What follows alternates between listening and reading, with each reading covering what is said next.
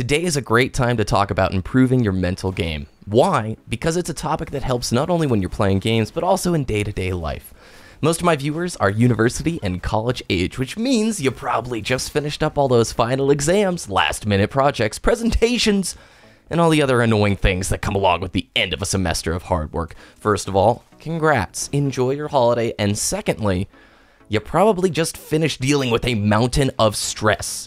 Now, stress decreases your effectiveness significantly, and if you stay stressed out for too long, it can lead to legit health risks like elevated blood pressure, loss of sleep, burnout, depression, anxiety, anger, and my favorite, frustrated outbursts. Isn't stress fun? I love it too when people try and tell you, hey, just stress out less. Really? Cool. Yeah, so I could just walk over here and turn the stress faucet off. I had no idea it was that easy. Thanks for the suggestion. No. Stress is vicious, and it isn't easy to alleviate, at least for me isn't. If you know how to turn it off like a light switch, please share, because I have no clue, man. Half the time it takes me a while to actually realize that stress is impacting my mentality negatively. So, how can we make our mental game sharper to counter these pressures? Wait, counter might not be the right word. More like defend against negative habits that materialize in response to stress pressures. First of all, let's focus on Inside of Destiny. Try not to be a defeatist. Yes, a defeatist. There are a lot of traditional sports teams that encourage younger players to avoid focusing on defeatism. It's that feeling in the back of your mind that says, no matter what I do, I'll never win. I always get hit with bad luck at every corner. I'll never succeed. Everything feels stacked against me. There is no chance or no hope. This kind of thinking destroys your determination. It absolutely demolishes any chance you had, and it does it before you even get started. Defeatism is the assumption that you can't improve the situation at all. It's easy to fall into this attitude. There's been a lot of Trials games where before you know it, the other team is up 4-0. And it feels like we can't even get a single pick.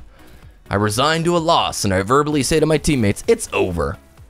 That kind of thinking will automatically lose you the round before it starts. And I've been called out on this attitude by my teammates before, saying, it's not over, dude. Don't give up. Those kind of encouraging words are more than enough to turn a situation around. Sometimes they're even like full-on comebacks. When you change your mind, you win. But it only occurs if you make that attitude switch. I can 100% say never give up and never give in to defeatism. Even if the odds are stacked way against you, there is always a chance, and you should never stop fighting for that chance. You know, that example was of a single Trials game, but defeatism affects us on larger levels. Perhaps you resign the idea that you'll ever go to the lighthouse. I've seen that comment a ton on my Trials tip vids. I'll never get to the lighthouse without a carry, or I stopped trying to go to the lighthouse 8 months ago. I get to 7 wins, and I'll never get past that point. Those last few games, those sweaty players, I just can't beat them.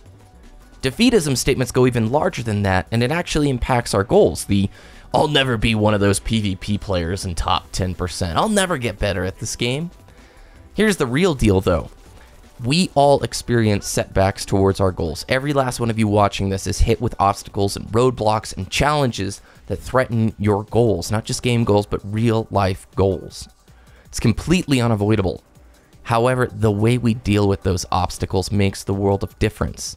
Let's say you lose 10 games in a row and you say to yourself, well, I can't compete with those players, or I don't have the time that those dudes do. Or you can blame the current balance of the game and get angry towards the meta dragon and the Metador 64. This is a defeatist mentality, though, and puts the blame on the circumstances. Yes, clever and hyper-aggressive rushdown play is annoying right now. I don't like it. But it can be beaten, and it can be beaten with weapons and playstyles that don't have to 100% line up with the high rate of fire, pulse rifle, and shoddy play. The moment, though, you resign to hopelessness, the improvement stops, and you remove chances of success. Here's a more personal example. During my time at university, I graduated a few years ago, I hit roadblock after roadblock and setbacks every day. There came a point where I really felt like everything in the world was straight up stacked against me. I was angry, I was frustrated and tired, and I had a ridiculously long road ahead. So I'll give you kind of the short and compressed version of the story. But essentially, I wasn't able to take the classes I needed in my first couple of years at school. This meant that not only would it take an entire extra year to graduate, but that every semester for 3 years was stacked huge, almost hitting the maximum amount of courses that could be taken. So like, I think my university let you take up to 22 credit hours. 15 was normal, and like for 3 years straight, I was taking 19 to 20-hour credit semesters. It was ridiculous. The last few years of school, I'd get to campus at 9 a.m., and no joke, I had classes until 10:30 p.m. My last class of the day got out at 10:30 p.m. Now, I went to school, I was a film major, so a lot of the classes, instead of just being like an hour, if you were a business major, right, were 3.5 hours, so that they could show clips from films and discuss the volume of video we were analyzing. So I'd get back to my apartment at 11 p.m. at night after being on campus all day, make dinner, eat, do homework, and go to bed at 1:30 or 2 in the morning. Then get up the next morning and do it again. And that happened for years. That was my life, dude. And I stayed during the summers to take extra courses to try and finish on time.